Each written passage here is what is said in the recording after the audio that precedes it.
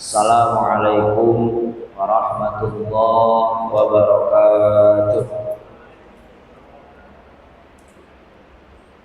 Innal hamdalillah nahmaduhu wa nasta'inuhu wa nastaghfiruh wa na'udzu billahi min shururi anfusina min sayyiati a'malina may yahdihillahu fala mudilla lahu wa may yudlil fala hadiya lahu. Asyhadu an la ilaha illallah wahdahu la syarika lah. Asyhadu anna Muhammadan abduhu wa rasuluh la nabiyya ba'dah. Allahumma shalli ala sayyidina Muhammad wa ala ali sayyidina Muhammad. Amma ba'du, a'udzu billahi minasy syaithanir rajim. Bismillahirrahmanirrahim. Subhanalladzi asra bi 'abdihi lailan minal masjidil haram ila masjidil aqsa alladzi barakna hawlahu linuriyahu min ayatina innahu huwas sami'ul basir. Faqala aidan a'udzu billahi minasy syaithanir rajim. Bismillahirrahmanirrahim. Wa laqad ra'ahu nazlatan ukhra 'inda sidratil muntaha 'indaha jannatul ma'wa. Shadaqallahul 'azim wa shadaqa rasuluhul habibul karim wa nahnu 'ala dzalika minasyahidin wasyakirin walhamdulillahi rabbil alamin. Saya hormati segenap alim, segenap hujaj, segenap kesepuhan, segenap pengurus DKM Masjid Lipo Karawaci yang mudah-mudahan senantiasa diberikan keberkahan, kesabaran oleh Allah Subhanahu wa taala. Segenap jamaah sekalian yang hadir pada siang hari ini, segala limpahan nikmat semoga tercurah kepada kita semua. Setiap langkah kecil kita, setiap niat baik kita, setiap ikhtiar kita, mudah-mudahan Allah balas berlipat ganda. Amin ya Allah ya rabbal alamin. Tentu syukur tak pernah lepas dari lidah kita kepada Allah Subhanahu wa taala, karena tidak ada satu hal apapun tanpa darinya atau bukan darinya. Karena semua hal yang datang tentu dari Allah Subhanahu wa taala, maka karena itu patutnya kita terus bersyukur kepadanya. Salawat ring salam kalau kita curahkan kepada Panglima Besar Islam Nabi besar Muhammad sallallahu alaihi wa alihi wasallam, keluarganya, para sahabatnya, tabiin dan tabiatnya. Mudah-mudahan kita sekalian termasuk di dalamnya, termasuk hamba Allah yang bertakwa, juga umat Rasulullah yang taat kepadanya. Amin ya Allah ya rabbal alamin. Hadirin jamaah Masjid Lipo Karawaci rahimakumullah. Dalam sebuah perjalanan tentu mengandung sebuah nilai. Ada hikmah, ada pengetahuan, ada hal baru yang didapat di dalam sebuah perjalanan. Meskipun melalui rute yang sama. Kadang rute yang sama memberikan kesan yang berbeda. Apalagi perjalanan yang diperjalankan langsung oleh Allah Subhanahu wa taala. Isra, Nabi besar Muhammad sallallahu alaihi wasallam adalah sebuah perjalanan agung, adalah sebuah simbol kemuliaan Rasulullah sallallahu alaihi wasallam dari seluruh makhluk yang ada di muka bumi. Karena tidak ada makhluk manapun yang mampu melakukannya, yang diperjalankan olehnya, kecuali Nabi besar Muhammad sallallahu alaihi wasallam. Mi'raj adalah simbol bahwasannya tidak ada makhluk langit manapun yang langsung sowan menuju Allah Subhanahu wa taala. Karena malaikat Jibril hanya sampai Sidratil Muntaha dalam kitab Qissatul Mi'raj. Nabi besar Muhammad melewati itu, dan hanya Nabi Muhammad dan Allah yang tahu lokasi dan tempatnya. Sisanya makhluk langit manapun tidak ada yang melampaui perjalanan daripada mi'rajnya Nabi besar Muhammad sallallahu alaihi wasallam. Tujuannya perjalanan Rasul tentu sangat banyak dalam riwayat-riwayat.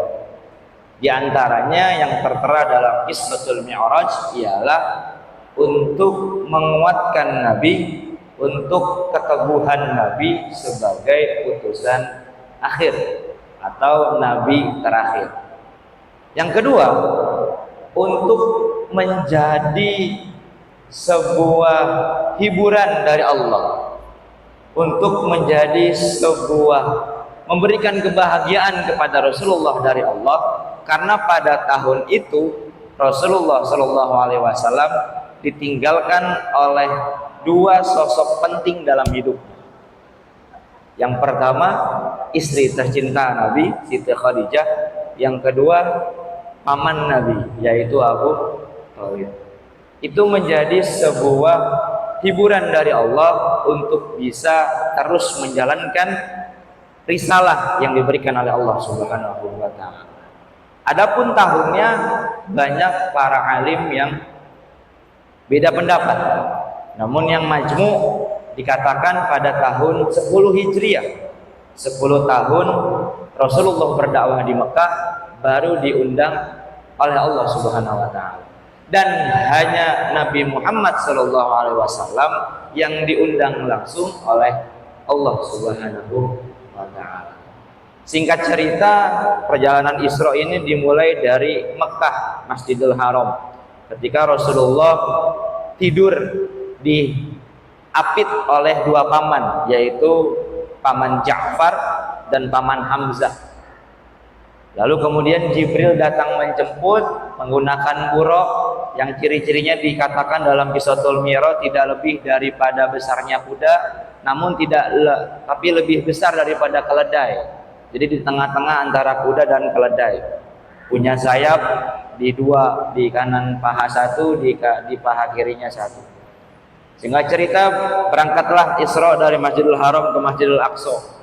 Nah, di perjalanan itulah beliau banyak menemukan hal-hal yang tidak ditemukan oleh nabi-nabi yang sebelumnya, oleh manusia-manusia yang lainnya. Di antaranya beliau menemukan sebuah kelompok di mana kelompok tersebut sedang menanam padi. Jadi Rasulullah ketika, kalau kita ilustrasikan di akal kita, khususnya akal awam saya, itu kayak lagi terbang melihat orang yang ada di bawah. Ada sekelompok manusia yang lagi nanam padi. Ditanya sama Rasul ke Jibril, "Bril, itu lagi ngapain orang-orang?" Kata Jibril, "Itu lagi nanam padi." Kok bisa nanam padi langsung panen? Karena di dalam riwayat tersebut dikatakan ada sekelompok manusia nanam padi, misalkan di ujung sini sampai ujung sono, belum sampai di ujung yang sebelumnya ditanam itu sudah berbuah. Jadi nggak nunggu bulan. Kata Jibril, itulah tanda atau itulah simbol, itulah dampak, itulah hasil dari kelompok atau orang-orang yang mengerjakan amal soleh. Karena sebelum ia selesai mengerjakannya, itu pahala sudah berlipat-lipat buahnya untuk dia. Setelah dia mengerjakannya, satu kebaikan itu akan berdampak kepada kebaikan yang lain. Atau bahkan benih kebaikan meskipun hanya sebiji jeruk, itu akan mampu untuk menarik kebaikan-kebaikan yang lainnya. Lalu kemudian setelah melewati itu, Jibril merintah ke buraq, berhenti. Ngapain berhenti buraq? Berhenti, kata Jibril. Berhentilah buraq Nabi Muhammad dan Jibril. Berhenti di sebuah kota yang dinamakan Madinah sekarang, yaitu Yathrib zaman dulu. Kata Jibril, "Muhammad, silahkan sholat." Ada yang mengatakan 2 rakaat, ada yang mengatakan 6 rakaat sholat di sana. Oke, Nabi Muhammad sholat. Selesai sholat, bertanya kepada Jibril, "Jibril, ini ngapain? Kenapa saya suruh sholat di tempat ini?" Kata Jibril, "Ini Madinah yang kelak akan menjadi sebuah kota megah luar biasa selain daripada Masjidil Haram dan Masjidil Aqsa. Berjalan lagi kemudian Jibril, Nabi Muhammad dan juga buruk. Lalu kemudian ketemu lagi sama kelompok manusia. Manusia yang kayak gimana? Manusianya yang sedang nimpahin kepalanya menggunakan batu. Ditimpahin kepalanya rame-rame aman. Kepalanya sendiri dengan tangannya sendiri. Nabi Muhammad melihatnya sambil ngeri. Diriwayatkan itu sambil kayak seolah-olah meringis melihat tindakan seperti itu. Jibril menjawab ketika ditanya oleh Nabi Muhammad, kenapa itu? Jibril menjawab, wahai Muhammad, itulah kelompok atau golongan orang-orang yang berat mengerjakan sholat, yang berat untuk sujud kepada Allah Subhanahu wa ta'ala. Naudzubillahi min dzalik. Lalu singkat cerita melewati kelompok yang ketiga, yaitu kelompok orang-orang yang mengambil kayu. Ambil kayu, diangkut ke pundaknya nggak kuat, ditaruh lagi. Bukannya dikurangin timbangan kayunya, malah dicari kayu yang lain, ditumpuk lagi tuh di tempat itu, diangkut lagi, nggak kuat. Kan kalau kita ngelihat orang model kayak begitu agak-agak nih normal apa kagak ya orang kira-kira begitu ya Pak ya. Bukannya dikurangin malah ditambahin. Nabi Muhammad nanya, Jibril, ini ketama lagi kalau kata bahasa kita lah ya. Jibril menjawab, wahai Rasulullah, itulah ciri atau itulah golongan orang-orang yang gila jabatan katanya. Sudah tahu belum mampu mengambil atau mengampu amanah yang sebelumnya, malah cari amanah yang lainnya. Seperti halnya sosok manusia yang mengangkut kayu bakar namun tidak bisa memikulnya dengan baik. Naudzubillah. Setelah itu beliau Rasulullah SAW mencium bau harum, wanginya luar biasa. Wanginya luar biasa. Ditanya oleh Nabi Muhammad, wahai Rasulullah, ini wangi siapa? Wahai Jibril, ini wangi siapa? Kata Rasul. Kata Jibril, ini wangi Siti Masitoh. Siapa Siti Masitoh ini? Kata Nabi Muhammad. Diceritakanlah oleh Jibril, Siti Masitoh itu adalah pembantunya Fir'aun, hamba sahayanya Fir'aun, yang ditugaskan untuk mengasuh putrinya Fir'aun. Nah, ketika sedang mengasuh putrinya Fir'aun, sedang menyisir rambut putrinya Fir'aun, sisirnya itu jatuh, diambil oleh Siti Masitoh menggunakan sambil seraya mengucapkan Bismillahirrahmanirrahim. Putrinya Fir'aun kaget, lah ini pembantu kita muslim berarti ya, percayanya sama Allah nih, bukan sama bapak saya gitu kira-kira. Ditanyalah sama tuan putrinya tuh, putrinya si Fir'aun, wahai Masitoh, maksud Bismillahirrahmanirrahim itu kan bapak saya kan ya, ayah saya Tuhannya kan? Kata Masitoh, bukan, Tuhan saya bukan ayah kamu, Tuhan saya adalah Allah, pun Tuhan kamu demikian, ialah Allah Subhanahu wa ta'ala. Singkat cerita, dilaporkanlah ke Fir'aun cerita atau tragedi kronologis dari Siti Masitoh dan putrinya itu. Ceritalah sama bapaknya, ngadu. Lalu kemudian Fir'aun manggil Siti Masitoh, disidang di depan halayak ramai sambil disediakan penggorengan yang gede banget, wajan, isinya air panas sudah mendidih. Di depan Siti Masitoh, anaknya 2 orang beserta suaminya, ada 4 orang berarti. Ditanya sama Firaun, wahai Masitoh, apakah benar cerita dari anak saya? Kata Masitoh, benar ya Firaun. Katakan sekali lagi, saya kasih kesempatan, Tuhanmu saya, bukan Allah. Kata Masitoh, tidak ya Tuhan, Tuhan saya tetap Allah Subhanahu wa ta'ala. Baik, kalau engkau tetap teguh, silahkan suamimu nyebur ke wajan yang berisi air panas. Nyeburlah suaminya dengan perasaan sedih, Masitoh melihat langsung. Ditanya kembali, tetap kekeh, tetap Allahu Rabbi wa Musa Nabi, karena waktu itu adalah dalam masa kenabian Nabi Musa alaihissalam. Anak pertamanya suruh loncat ke wajan, loncatlah anak pertamanya. Ditanya lagi yang ketiga kali, wahai Masitoh, kali ini yang ketiga anaknya yang kecil usia 2 tahun, belum bisa berbicara, masih mengkonsumsi ASI, belum mengkonsumsi yang lainnya. Ditanya sekali, wahai Masitoh, sekali lagi saya tanya, kata Firaun, kalau tidak putramu yang masih kecil yang akan saya lelapkan di wajan ini. Masitoh sambil bergetar, diriwayatkan itu bergetar goyah karena sayang kepada anak yang masih kecil itu. Namun Allah memberikan sebuah karomah, kelebihan kepada orang-orang soleh. Anak usia 2 tahun lancar berbahasa. Tiba-tiba anak yang 2 tahun berbicara kepada ibunya, wahai ibundaku, pakai bahasa Arab Ibrani waktu itu. Wahai ummi, ya ummi, la takhaf, inna wa'dallahi haqq. Wahai ibuku, jangan cemas, karena janji Allah itu pasti, kata anak yang usia 2 tahun.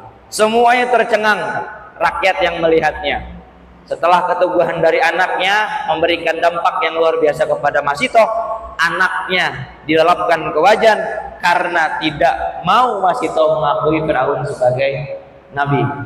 Dan yang terakhir, Masitoh lah masuk ke dalam wajan.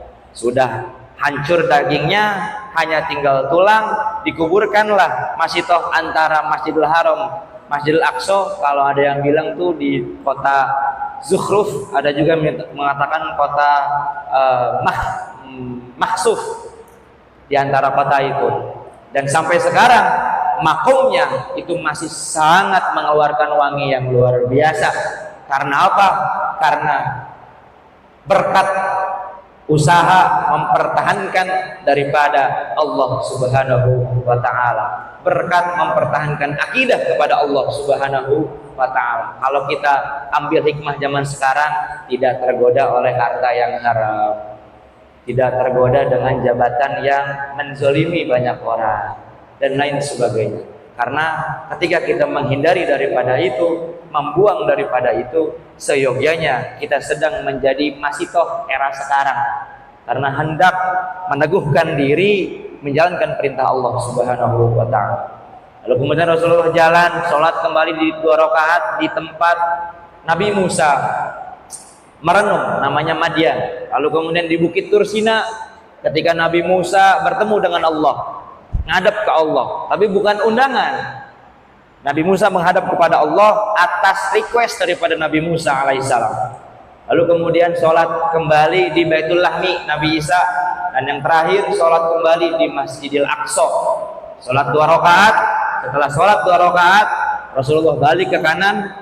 Ternyata di Masjidil Aqsa sudah banyak ramai orang yang diisi oleh para anbiya. Jibril langsung mengangkat tangan Rasulullah SAW, langsung dihantarkan ke pengimaman, dan Rasul menjadi imam daripada segenap para nabi yang ada di Masjidil Aqsa. Dan itu menjadi simbol cerita bagi kita semua, Nabi Muhammad adalah pemimpin daripada para Rasul dan juga para anbiya.